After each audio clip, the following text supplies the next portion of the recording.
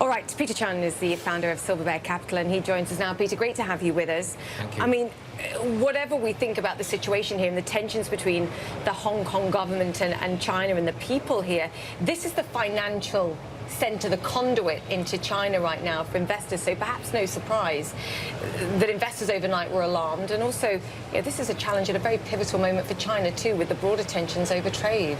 Correct. I mean, this protest came out just out of the blue, basically, because this is probably the biggest demonstration since the handover of Hong Kong back to China. And this has seriously damaged internally and psychologically of the Hong Kong economy.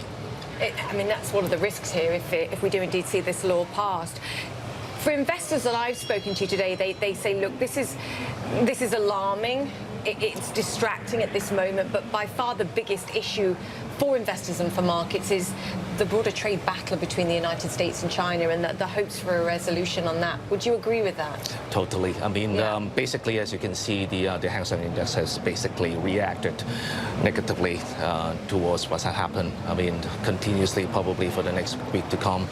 I'm sure from China point of view, they're trying to resolve this as quickly as possible because this is damaging on top of what is going on with the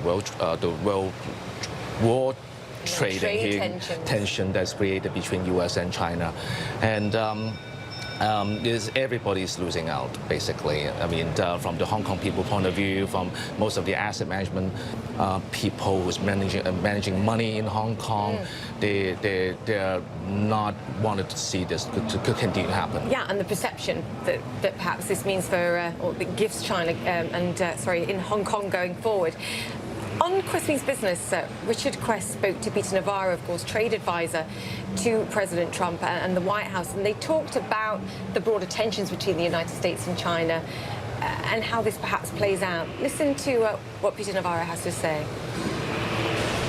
Well, we've given the Chinese many opportunities to negotiate in good faith, and we had a 150-page plus agreement across 7 verticals, including the forced technology transfer, the intellectual property theft, and they reneged on that at the end. So that's where we are. I don't want to say any more than that, other than to say that we've got the President of the United States is the best negotiator in the world, with a lieutenant in Robert E. Lighthizer as the USTR, as the finest negotiator I've ever met in the trenches, basically working with the Chinese, and we'll see what happens. And we'll either get a great deal or we'll get tariffs.